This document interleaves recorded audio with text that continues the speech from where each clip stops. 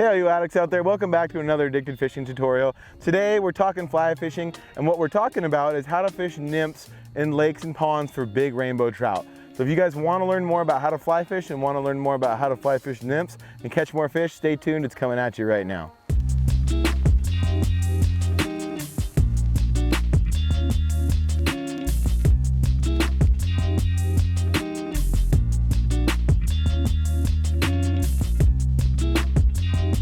First and foremost, when you're going to be fishing these lakes and ponds, you're going to want a rod that is going to be lined to the right rating so that you can cast well with these big heavy flies. You can use a lot of small nymphs when you're nymphing in a lake. Sometimes you can use an indicator, but the way we're going to fish them today is actually casting and retrieving them like you would some kind of leech or a woolly bugger pattern. But we're going to be moving these bugs through the water and getting these fish to chase them because we have this nice clear lake behind us where these fish have a lot of good visibility. So back to the rod, I like about a 9.5 to a 10-foot rod. This is a 6 weight. Anywhere in between a 4 to a 6 weight is going to be your preferred weight of rod for this. And between that 9.5 and 10 foot, because a lot of times if you're like me, you're going to be stuck on the bank and not out in the middle of the lake. So you're going to need a nice longer rod to help you get that arbor up and cast and get a good distance on your cast so that you can effectively fish these nymphs. So 9.5, 10-foot rod, 4 to 6 weight. Anything above that, you're not going to have as much fun with those smaller fish. Anything below that, you're going to have a harder time casting. So I got just a normal floating trout fishing line on here. I have about 9.5 feet of fluorocarbon, a 10-pound fluorocarbon that I've put on here. And the only reason I'm going so heavy with that 10-pound is because I know we're fishing on some pretty big fish in this lake that we're fishing today. And so I'm gonna keep my length of my leader about 8 to 9 feet for castability. Anything longer is gonna be hard to cast. Anything too short is gonna be too visible for the fish. So 8 to 9 feet all the way down to my fly, and I'm going to use that heavier gauge fluorocarbon in this attribute because I don't want to lose those fish. And when I am getting snagged up or on my back cast hitting some sort of brush, I want to be able to rip it out of there and cast forward into the lake and not lose my good flies constantly. So your nymph selection is going to really kind of go with what the conditions are in the lake. One, you're going to want to either match the hatch of that lake. You're going to want to maybe take a good walk along the bank, or even take a net and dip it into the side of the bank into some foliage and see what kind of bugs are in these lakes. So what I'm trying to do here, more than a lure presentation, is kind of match the type of insects that are going to be in the lake or pond that you're fishing. So what I have here is just a big stone fly. We got a copper john. We have a couple of different flies that I would even use for steelhead, but just a good range of colors and a good range of size. You want some smaller flies and you want some bigger. Depending on what lakes you're fishing and the clarity of the water is going to depend on that. So sometimes you're going to be using size 14, just tiny little flies. Sometimes you're going to be using a giant stone fly just like this. And this is actually what I'm going to start with today because it's the springtime. The golden stones and some of the different stone flies are starting to hatch. And so in this lake, this should work pretty good. So I'm going to go ahead and tie this one on here. And then we're going to step out and we're going to talk about how to cast these big, cumbersome, heavy flies. So what's going to be key in fishing these big wet flies like this, or these big nymphs that are normally going to have weight contrary to like a dry fly, which is easier to cast, is to not use as many false casts. Make your cast count is what I mean. So when you get up to the lake, you want to strip out the amount of line you need. You're going to work on your roll cast, which I'll go over here in a second. So that being said, keeping a high rod tip, making sure that your fly completely goes back in your cast and uses the maximum amount of line that is going behind you, letting your rod load and throwing that forward is going to be very important. Whereas a dry fly, you can get away with a lot of whipping back and forth and a lot of playing with that line. With this big fly like this, it's almost going to be more of like what they call a chuck and duck. You're going to get it back, you're going to make one big long cast, throw as much line out there as you can, and then you're going to go to stripping.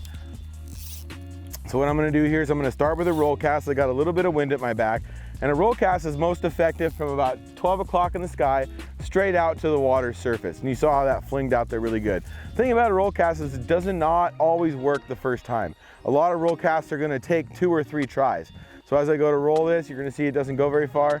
I'm going to get one more big lift up to 12 o'clock, lay that line down and throw it out, and there it goes. And I can even do that one more time if I want to, all the way back towards me and even further, just like so. And what I can do after that is use that tension of the line on the water, haul back up over my head, let that max out, and then go straight out into the lake. And again, not too much splashing, not too much movement. Make short casts, make one big haul and flop that thing out there and get it out there in the lake.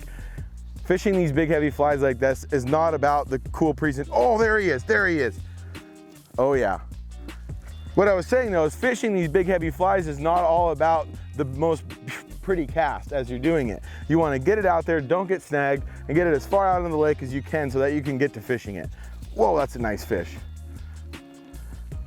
And as you saw with these nymphs, they don't always need a lot of movement. As that hit the water, I hardly even started to move that fly. It was just falling down into the water column, and that fish recognized it as a natural prey from a distance and came and ate that fly. Oh, that's such a pretty fish. Holy smokes. Oh, there he goes. Lost him. Okay, well that's all right. That'll give me another chance to show you guys. So again, you're gonna make maybe a big roll cast because I don't have a lot of room on the bank here. One big overhead. Let that line max out behind me, keeping that wrist stiff, that line straight up in the air. You're gonna answer the phone and you're gonna hang it up. You wanna stay within your casting box and fling it out there into the lake. Ooh, they're rolling out there in the middle. So now that I've made my strip all the way back in, I didn't get bit on that cast. What I like to do is I like to hold the rod, let the line loose in my left hand, lay that line back and forth, kind of throwing it out of my rod tip, giving myself about 10 to 15 feet of line to cast with, making a nice roll cast, straight up over the head, wrist stiff, line straight out over a 45, rod tip at a 45 over the water, let it fly out, let it fall, let it sink, and then go to stripping. Pull out a little more line. I work back into my roll cast again here. And what this does is it saves you a lot of the haul cast. What normally you would have to do is lift that line up, bring it out of the water, fling it behind you, hit the ground, get it stuck in the bushes behind you, and then finally fling it out there. But with that roll cast, you can keep that line in the water. You can keep it going out further and further. One big haul cast, maybe double haul it back out to the center, let that thing fly again with a rod tip 45 over the water and let it land and then start to strip. And with this fly, it's pretty darn heavy. Oh my God, there he is again. With this fly, it's pretty darn heavy, so I'm not letting it sink very far. And depending on the hatch and the temperature of the water, these bugs will actually be hatching towards the surface of the water if you're using the smaller nymphs or the smaller flies. Those fish will actually be trolling and cruising and looking for that fly at that certain level in the water where those bugs are hatching. Oh, that's a nice one again. Oh, there's one chasing him. You see that? There's a giant one, even bigger than that one, chasing the fish I have on right now. He must really want that fly out of his mouth. Oh, that's a big, heavy fish. Okay. Oh, wow, wow, wow. They're still chasing each other. Oh, they're fighting each other. What is going on here? This is so cool, you guys. Wish you could see in the water. These Smith polarized glasses are next level. That fish is like 40 yards out there and I can see another fish swimming around with him.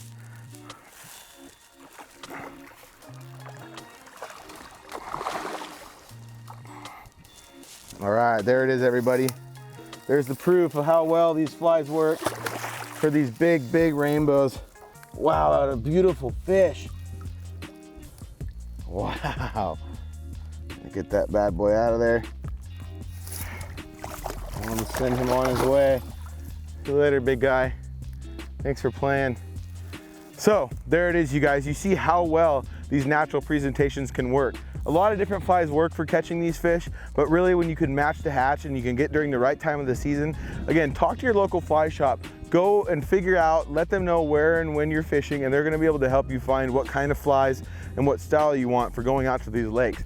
But as you can see in this little video, how effective it really is and how much fun it can be to fish these. So let's try to get one more for you really quick before we send you on your way.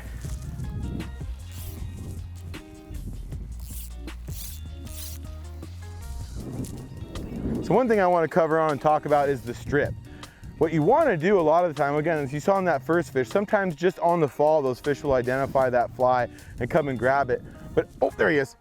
But what I like to do with the strip is try to be as natural as possible. You know, watch the bugs in the water and the bugs along the bank and watch how those bugs move around and the pace that they go. A lot of times the rhythm I like to use is a 1, 2, 3 stop.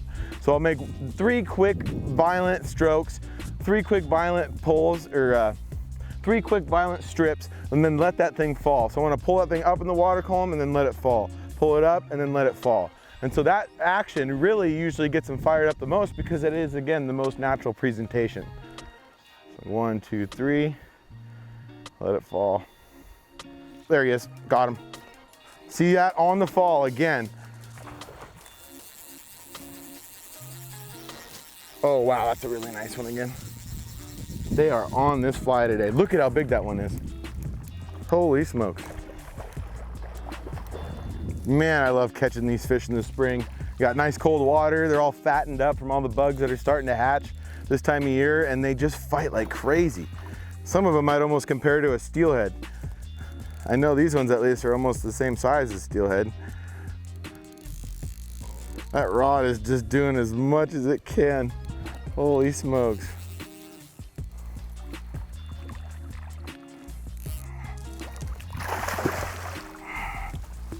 Wow, definitely the nicest one yet today.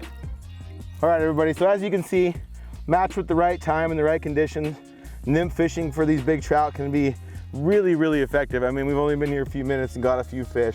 So I hope at least a little bit of this helped you guys learn and maybe get a feel for how to use these nymphs to catch these big fish like this. So if you guys want to see more content like this, be sure to go down here, hit subscribe, and hit that little bell notification, because if you don't, you'll never know when each of these new videos is coming out. So hit that bell, give us a little like, a big thumbs up, and leave a comment below with whether or not you like trout fishing and whether or not you want to see more fly fishing like we're doing right here. So thank you so much for tuning in today, guys. You stay fishy. We'll see you out there.